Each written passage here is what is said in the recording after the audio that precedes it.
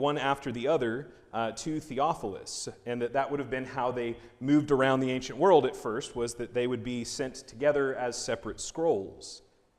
But when the Codex is invented, the Codex is very similar to even our books today. You have an outside cover, and then you have bound pieces of paper that are folded over and sewn together, and then that gets sewn into a book block, and then that gets put into the cover of the book. And the word for each set of papers is called a quire. And a quire is typically made up of 8 sheets of parchment or papyrus. They would fold that in half, and that gives you 16 pages total per quire.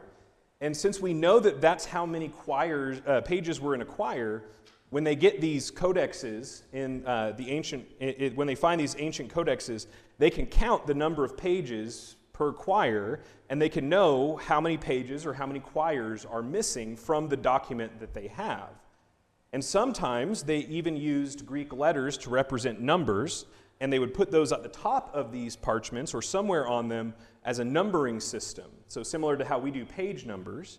And so using things like that, scholars can look at those things and figure out where we're missing things, or discover at times that we have the same document that's in one library, but this one's in another one. And that's happened a number of times where, because these discoveries were made usually by digging up trash heaps in Egypt and in other parts of the ancient world, and then those things just sit in boxes in these libraries and museums until a scholar can come along and look at it and examine it and study it and then write a paper about it and have people review it. And then we realize, oh, well, that thing that you thought was a new papyrus, that actually belongs with this one that's in this library over here. And so then they have to give it a new number that goes along with the first number they give it. And so numbering the manuscripts gets really complicated in that way, and that's why you'll hear sometimes that we've discovered new papyrus or parchments or things like that, new manuscripts of the Old or New Testament. And what that means is not that we dug it out of the ground necessarily, but that they found it and recognized it for what it was when going through the storage in libraries and in universities around the world. So a lot of these things, we've had them for hundreds of years, and we're just now getting to them because there's so many of these little delicate fragments at times to get through. But what's important about these things, and this is to help you visualize what these codexes would look like. So this is what a quire would look like. And the facing pages, they would count each side as a folio, is what they call it. And so you get 16 pages out of 8 folios. And the manuscript in the picture is Codex Sinaiticus, which is our oldest complete New Testament that dates to the 4th century, so around 300 AD. Somewhere in that century, that Bible was made. It was discovered at Mount Sinai in St. Catherine's Monastery in the 1800s by a man named Konstantin von Tischendorf, which is an awesome name. If you can't tell, he's German. And he discovered it by accident. He was going through the manuscripts because he had decided he wanted to disprove the critics in German scholarship who said that the New Testament was not written in the 1st century. One of his main goals was to disprove the critics of the Gospel of John. He wanted to prove John was written by John and not in the 5th century or later by other Christian scribes. And so he set out to find manuscripts all over the world. He has a very interesting life. He discovered all kinds of different manuscripts, but this is the one that's the biggest one he discovered, Codex Sinaiticus, because it has the majority of the Old Testament, and it has all of the New Testament. It has all 27 books that we have in our Bibles, and in fact, all of our modern Bibles, that's not a King James or a New King James, is going to be based off of, in part, the text of Sinaiticus as well as Vaticanus for our New Testament as its basis, since it is the oldest and most complete one that we have. So, the reason that the Codex matters, as Dan Wallace says, is that for the first 5 centuries of the Christian era, so that's from the 1st century on, 90% of all Christian books were written on Codex. During those same 5 centuries, less than 15% of all non-Christian books, as far as we can tell, were written on Codex. And so it's believed by some scholars that Christians invented, or at least adopted and then ran with, the Codex. And so because of Christianity and because of our desire to have the Bible, to be able to have multiple books in one container, we have books today like we know them instead of scrolls. So typically you would find the Gospels together. The first 4 books of our New Testament are usually found together in codexes. Then if they have room, they would add things like Acts, or they would have Acts with some of the letters that were written by Paul or by the other general epistle writers, and also the book of Revelation. So codexes made it cheaper and easier not only to own multiple books of the Bible, but to reproduce them and have them handed out to people, versus if you were writing on a scroll, you would have to pay a scribe a day's wage, which would have been about a half denarius, according to one scholar that I came across. And so, for instance, writing the letter of Hebrews on a scroll by a scribe, if you paid for them, which would include food and boarding and all of that, as well as anything they needed for the process of copying the letter, it would take roughly today, about $2,274 to have just the book of Romans.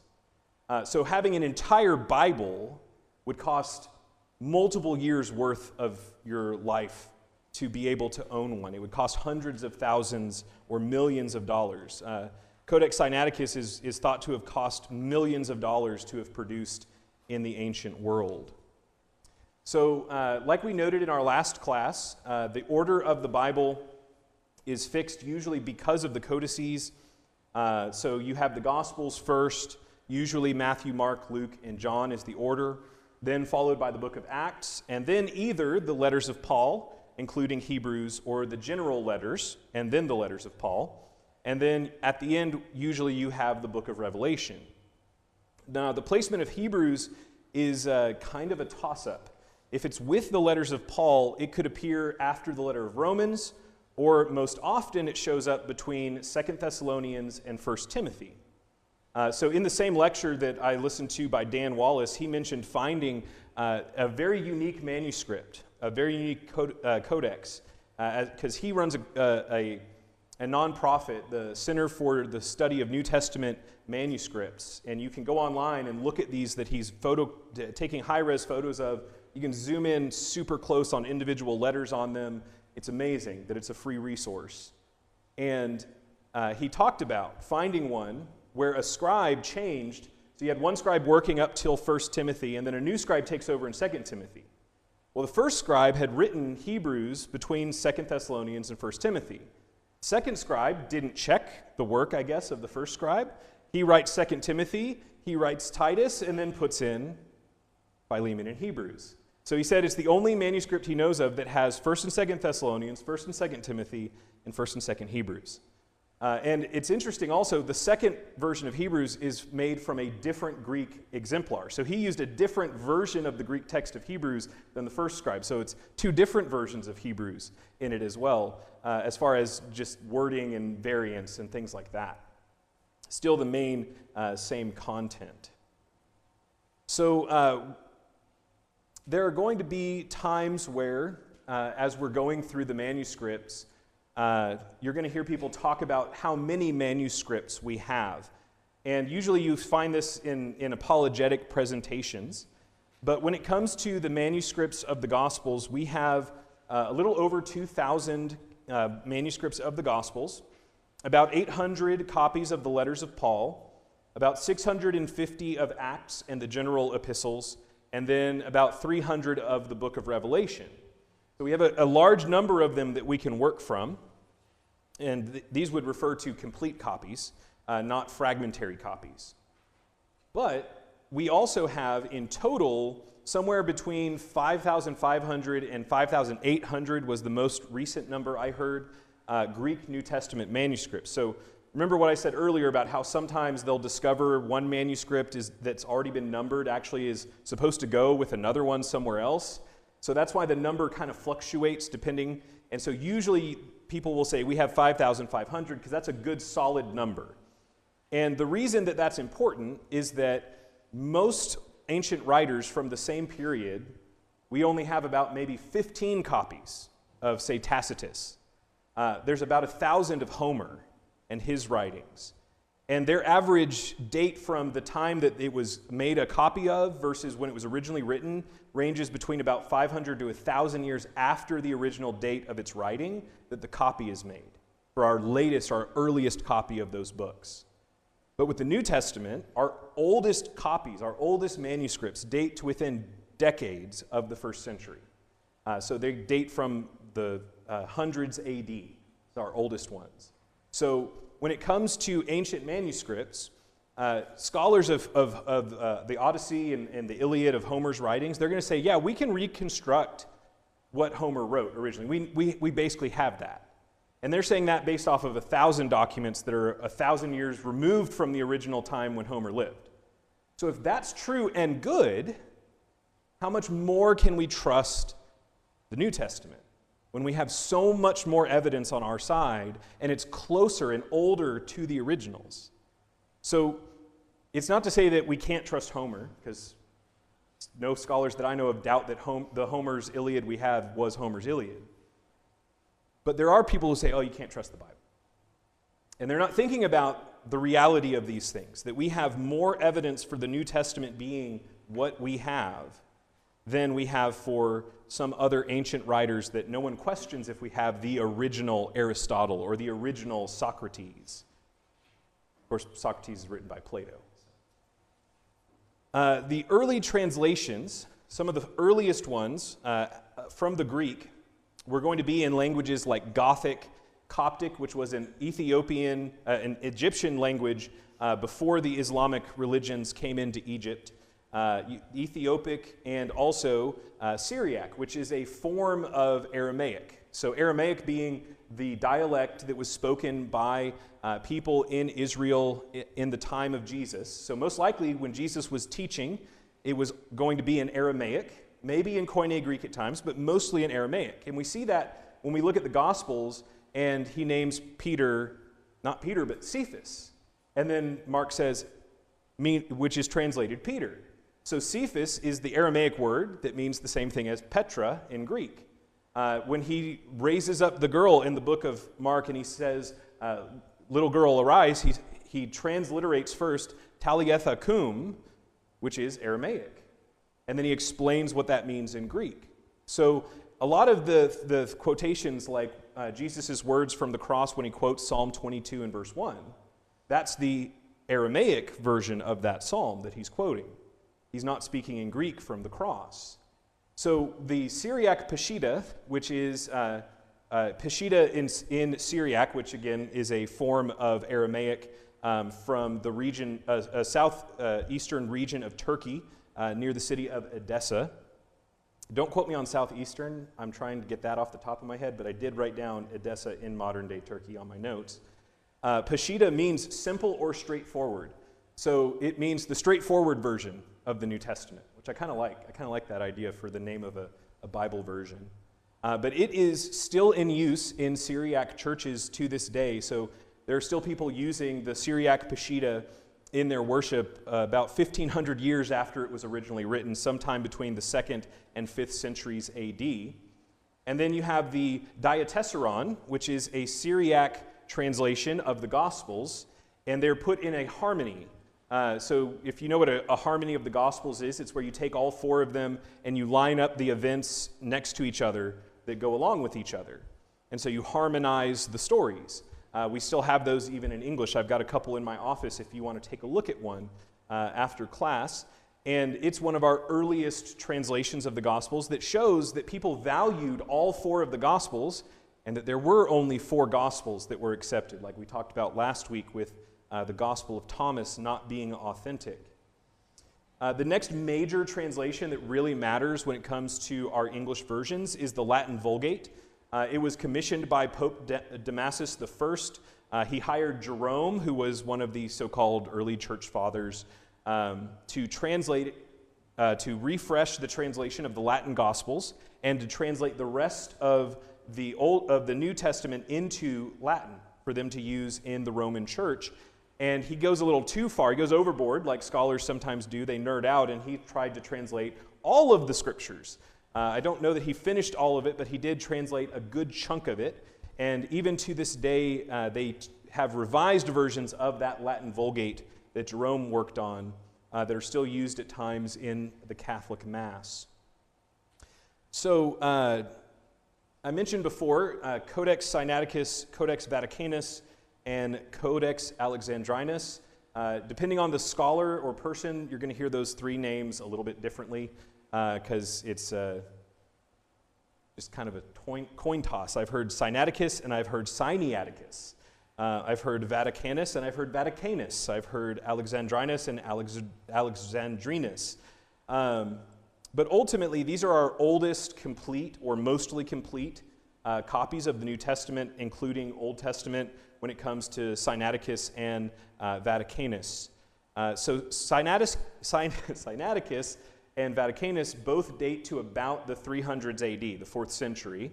Sinaiticus is typically dated a little earlier than Vaticanus from what I've seen in different writings. Sinaiticus is a complete New Testament, which is great, and most of the Old Testament. And what's really cool is Sinaiticus and Vaticanus, I think Alexandrinus also, are completely free online. You can go online and look them up, and you can look at the pages and zoom in and do all the nerdy stuff you want to do and go, wow, I can't read that Greek or that writing, but isn't that neat to see that with my own eyes?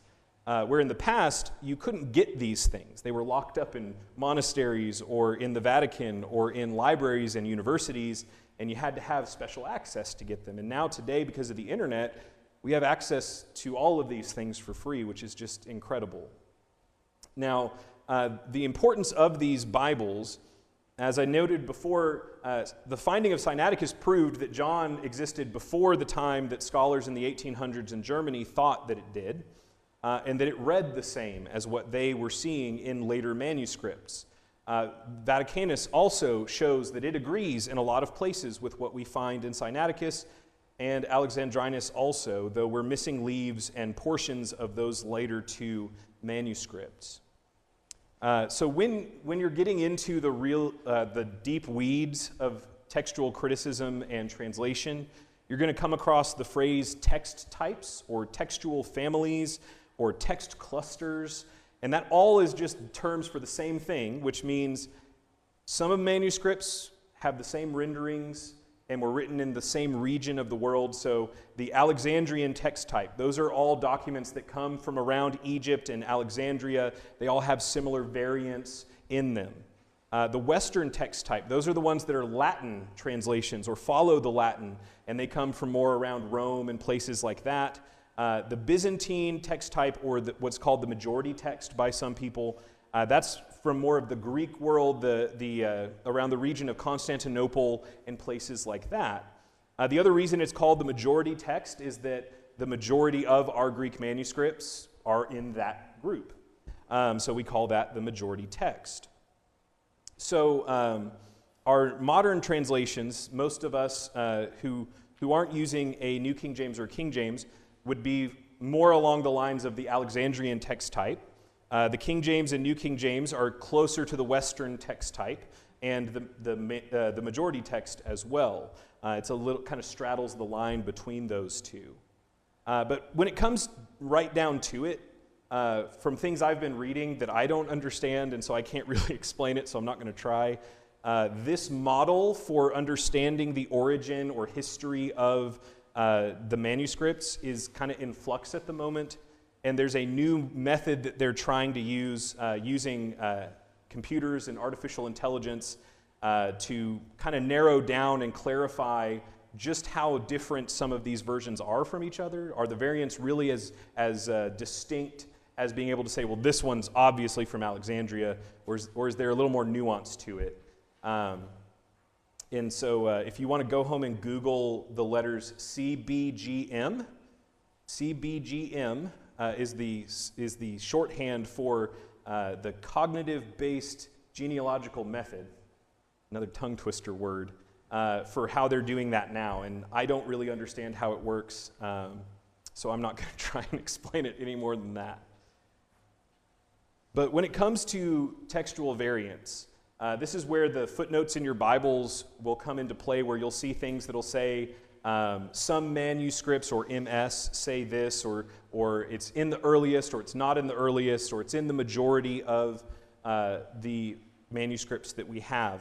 And what that's referring to is that there are some differences between these different text families or text types that exist. And so not all of them matter. The great majority of them cannot be translated. If you remember talking about the untranslatable nun, the Greek letter for in, how it doesn't always have to be translated, that's one of those textual variants that isn't translatable and doesn't change the meaning of a sentence. In a presentation by Dan Wallace, he showed the various ways that you can say John loves Mary in Greek, in Koine Greek. And it was over 384 different ways you can write it in Greek, and it doesn't change how you would translate it into English. And yet you would call those textual variants, but they still mean the same thing. And so if you can write that same sentence in that many different ways in Greek, it kind of helps you understand that this large number of textual variants that you might hear people bring up don't really impact doctrine or the truthfulness of any one translation over another.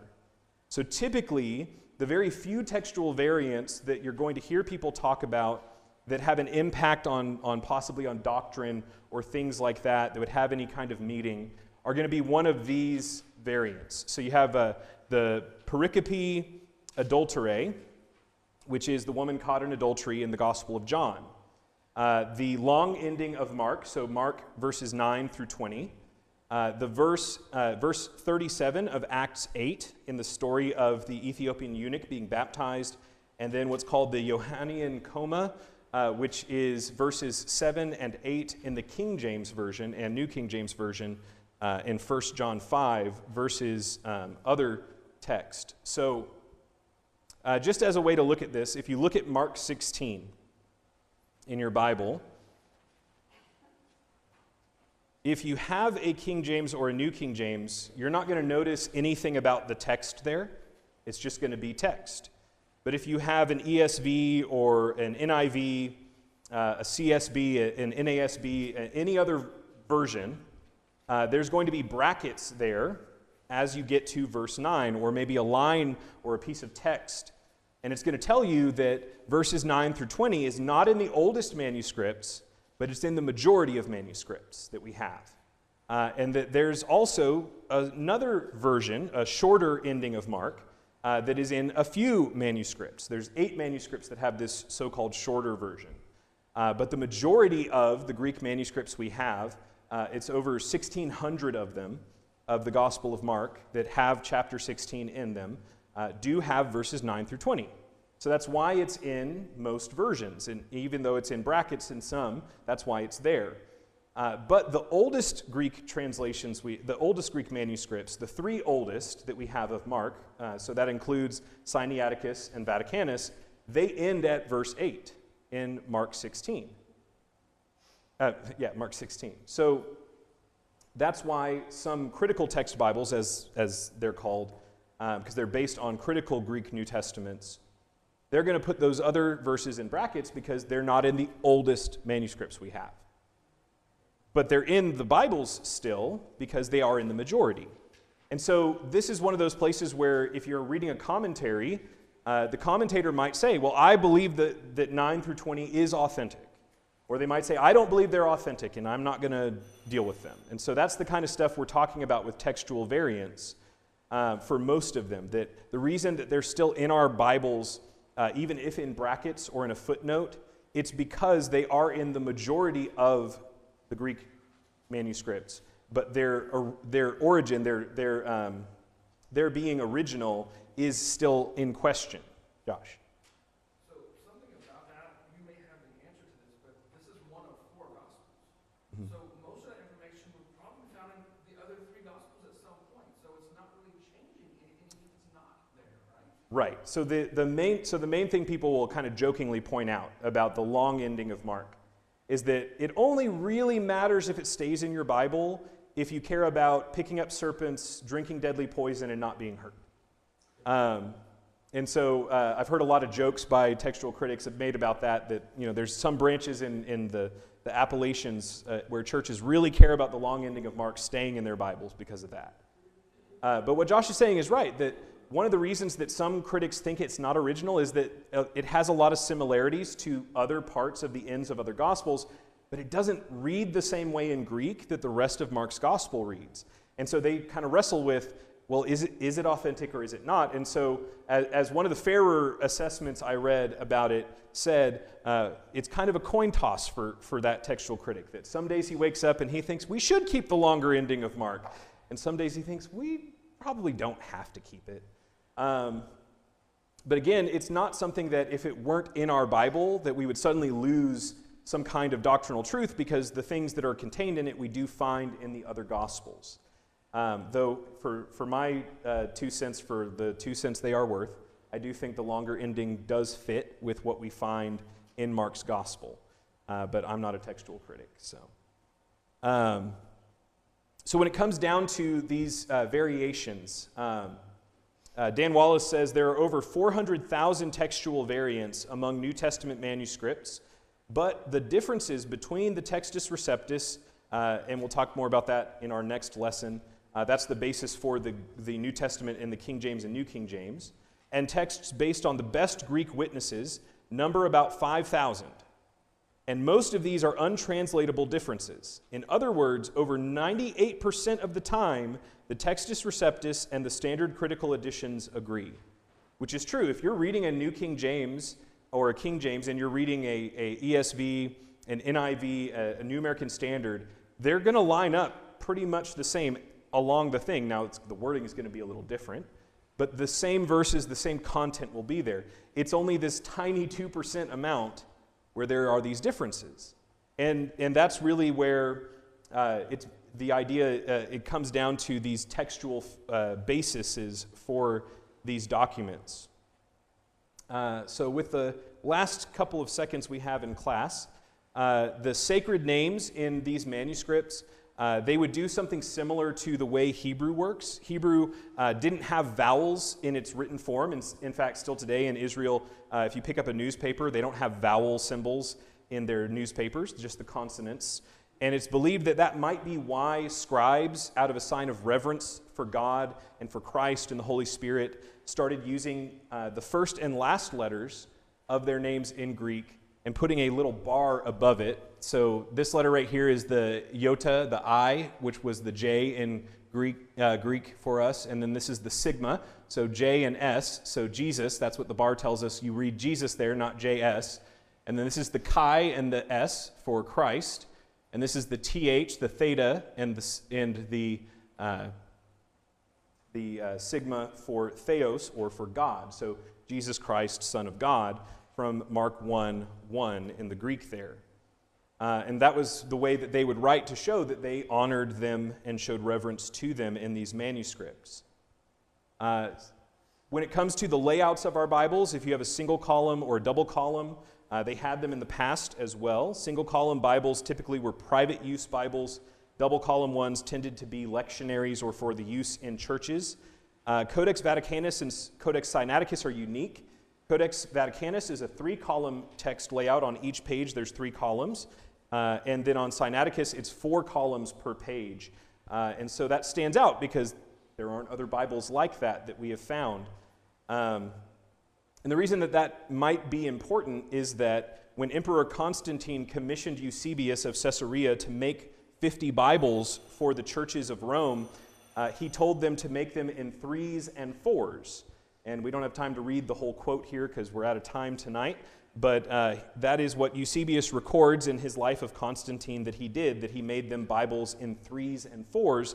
And so it's thought by some scholars that since Eusebius and Constantine lived at the same time that we date Sinaiticus and Vaticanus to, that those might actually be Bibles that Eusebius made for the churches that we actually still have copies of today. Verse numbers and chapters, those came later. They're fairly recent inventions from the 13th century and 1551. And then we don't have time to do the colophons tonight, but at the end of documents, scribes would typically either write a complaint about their situation, complain about how cold they are, or how they really wish they had a writing tablet so they didn't have to lay the book on their lap, or they would ask for your forgiveness for the person that would come after them if they find any mistakes in the manuscript, but that they tried faithfully to write the words of the Lord. So we owe a debt to these men that we'll never meet unless, Lord willing, we meet them in heaven one day. We wouldn't have our Bibles without them. And next week, we're going to... is next week singing night? No, it shouldn't be. Next week, we're going to have our first lesson on how we get the English Bibles. So we're going to be talking about translations of the English Bible up to the King James, Lord willing, next Wednesday night. So looking forward to doing that. I appreciate you trying to hang along with me, and you have the document to have the rest of the information for later.